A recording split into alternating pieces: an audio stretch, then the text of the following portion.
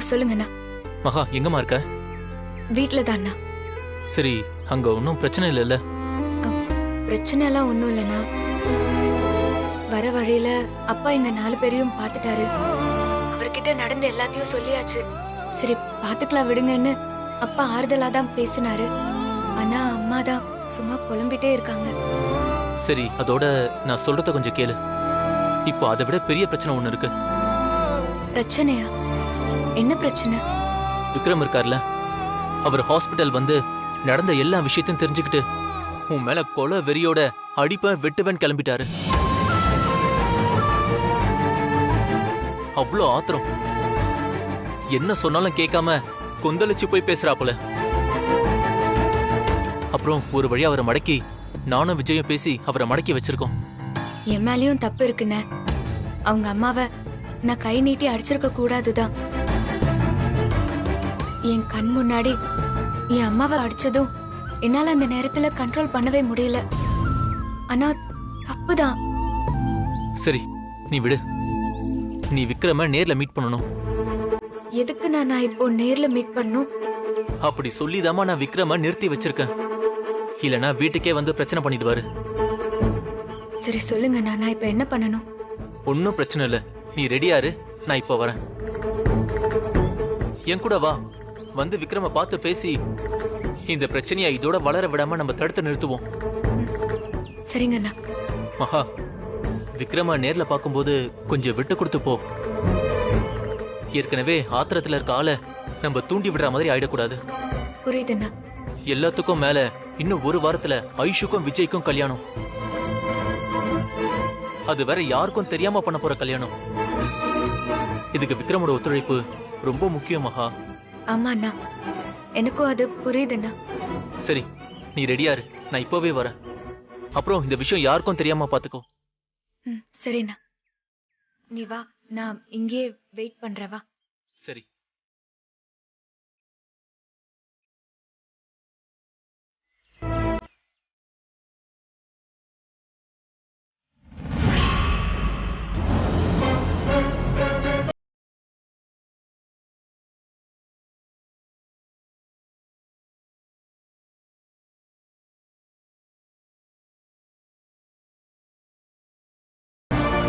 அண்ணன், விக்ரம் கோவப்படுறதுல நியாயம் இருக்கு, நான் இல்லைன்னு சொல்லல.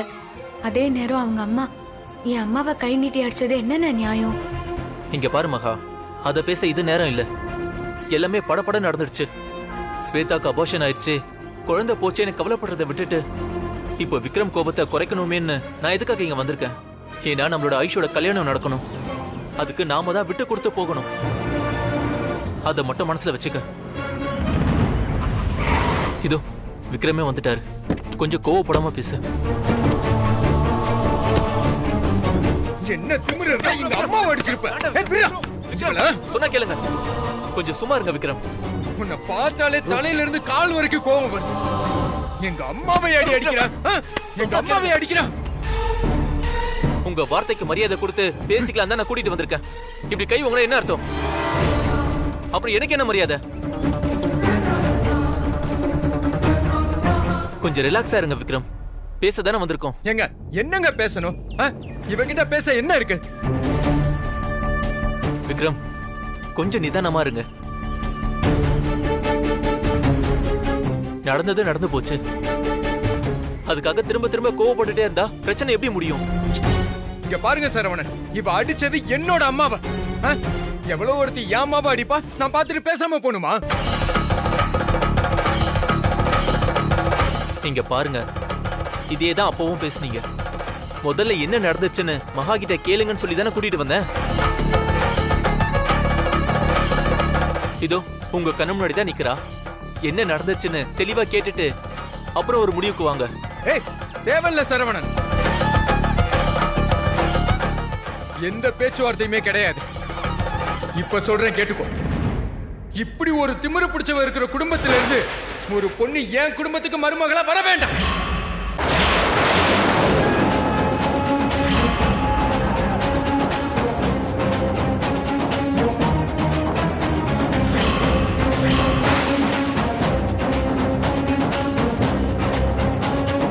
அப்படி யாரு ஒத்துக்கிட்டாலும் நான் ஒத்துக்க மாட்டேன்.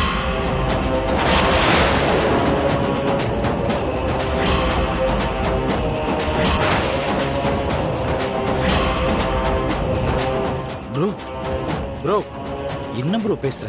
ஏய், தெரிஞ்சுதான்டா பேசுறேன். ஊர் உலகத்துல இவளோட அக்கா மட்டும்தான் பொண்ணா? வேற பொண்ணே கிடையாதா? விட்றா, பாத்துக்கலாம். விக்ரம், விக்ரம் என்ன பேசுறீங்க நீங்க? விக்ரம், எத்தனை நாள் பேசி எவ்வளவு வேலைகள் எல்லாம் செஞ்சு இன்னும் ஒரே வாரத்துல கல்யாணத்தை வச்சுக்கிட்டு என்ன பேச்சு இதெல்லாம்? விக்ரம், ஏய், நிறுத்திடி. எல்லாம் உன்னால மட்டும்தான். தப்புதான், தப்புதான். நீ ஒரு திமிரு பிடிச்சவன் தெரிஞ்சும் உன் குடும்பத்துல என் தம்பிக்கு பொண்ணெடுக்க ஒத்துக்கிட்டேனே, அதுக்கு உன் கூட சேர்ந்து பிளான் எல்லாம் போட்டேன்ல, அது ஏன் தப்புதான்.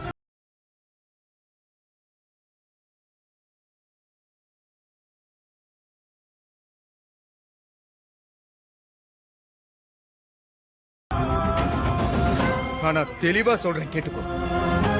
என் தம்பி விஜய்க்கும் உன் அக்காவுக்கும் கல்யாணம் நடக்க போறதே இல்ல.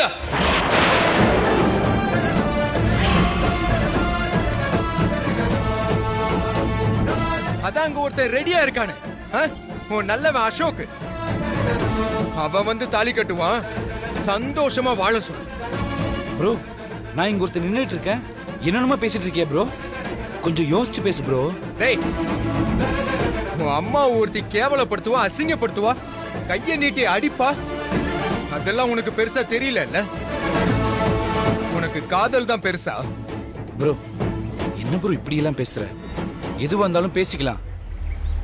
முதல்ல என்ன நடந்துச்சுன்னு மகா சொல்லட்டும்,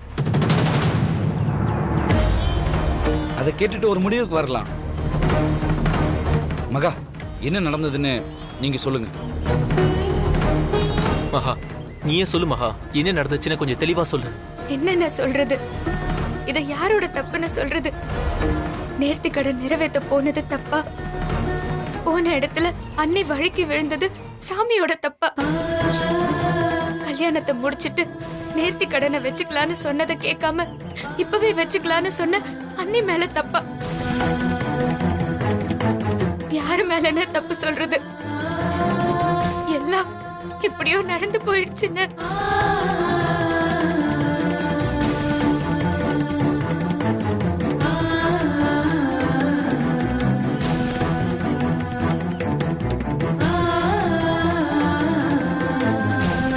வராத நேரம் வந்தா நடக்காததெல்லாம் நடக்கும்னு வாங்க.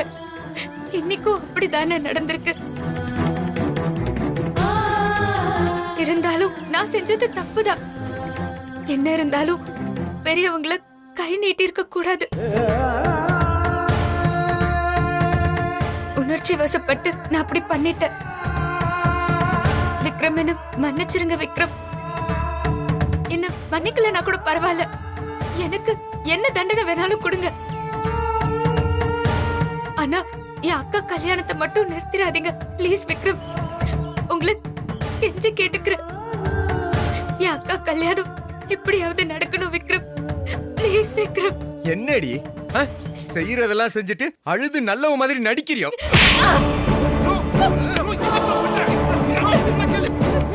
கொஞ்சம் அமைதியா இரு. என் அம்மாவை அடிக்கும் போது வயசுல பெரியவங்கன்னு தெரியலையா? சொல்லுடி. என்ன பண்றீங்க? இதுல ரொம்ப தப்பு விக்ரம். இதுக்கு தான் நான் கூட்டிட்டு வந்தேனா? இதுதான் நீங்க தர மரியாதையா? இல்லன்னு விடுங்க. நீங்க என்ன 10 தடவை கூட அடிச்சுக்கோங்க விக்ரம். உங்க ஆத்திரம் தீர்ற வரைக்கும் என்ன அடிங்க.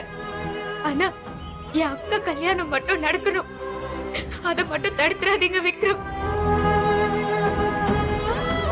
என் அக்கா எனக்கு அம்மா மாதிரி. அவ மனசார இது வரைக்கும் யாருக்குமே எந்த துரோகமும் நினைச்சதில்ல. அவ இது வரைக்கும் யார் மேலயும் ஆசைப்பட்டு நான் பார்த்ததே இல்ல. அவ முதல் தடவையா ஆசைப்பட்டது விஜய மட்டும்தான். உங்க தம்பிய பார்த்த பிறகுதான் என் அக்கா இப்ப ரொம்ப சந்தோஷமா இருக்கா. விஜயதான் அவ உயிருக்கும் மேல நினைக்கிறா. விஜய் இல்லாம அவளால ஒரு நிமிஷம் கூட வாழ முடியாது. சத்தியமா அவ செத்துருவா விக்ரம்.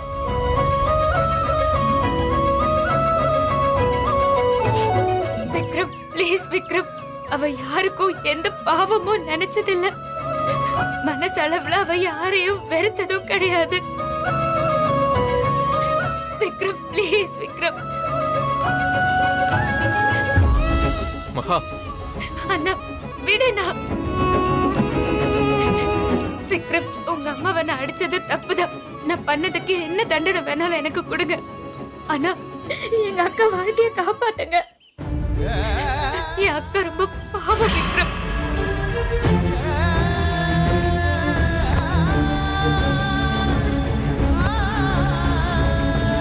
விக்ரம், தயவு செஞ்சு அவளை உங்க தம்பி கூட சேர்த்து வச்சிருங்க Vikram. Please Vikram, please Vikram. Vikram Vikram please Vikram, அவளை உங்க தம்பி கூட சேர்த்து வச்சிருங்க விக்ரம். ப்ளீஸ் விக்ரம்.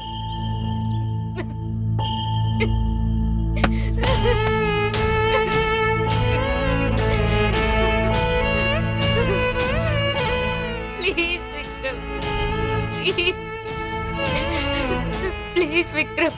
என் அக்கா வாழ்க்கைய பத்தி கொஞ்சம் யோசிச்சு பாருங்க விக்ரம். அவ சந்தோஷம் விஜய் கிட்ட மட்டும்தான் இருக்கு விக்ரம். ப்ளீஸ் அவளையும் விஜயையும் சேர்த்து வச்சிருங்க, பிரிச்சிடாதீங்க விக்ரம்.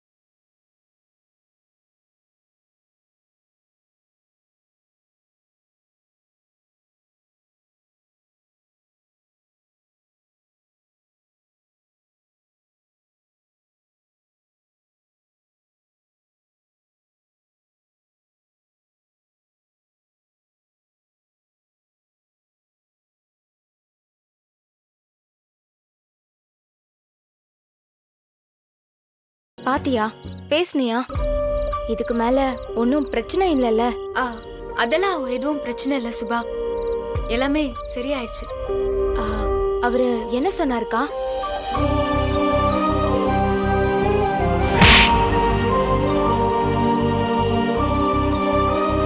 என்னக்கா, என்னாச்சு? ஏன் ஒரு மாதிரி இருக்க? அதெல்லாம் எதுவும் இல்ல, நான் நல்லாதான் இருக்கேன். சரி, விக்ரம் என்னக்கா சொன்னாரு? ரொம்ப கோவப்பட்டுட்டாரா? ஆமா சுபா, கோவப்பட்டாருதான். ஆனா ரொம்பலாம் இல்ல, ஒரு மாதிரி பேசிட்டு அப்புறம் விட்டுட்டாரு. நான் கூட ரொம்ப பயந்தேன். ஐஸ் விஜய் கல்யாணத்துல ஒரு பிரச்சனையும் இல்ல, அது ஆல்ரெடி பிளான் பண்ண மாதிரி நடக்கும்னு தெளிவா சொல்லிட்டாரு. ஒன்னும் ப்ராப்ளம் இல்ல, வா உள்ள போலாம், வா போலாம். அக்கா,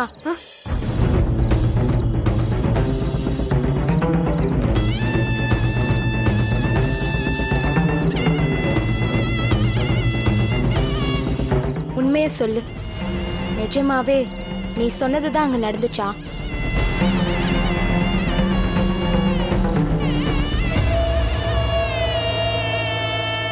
சொல்லுக்கா.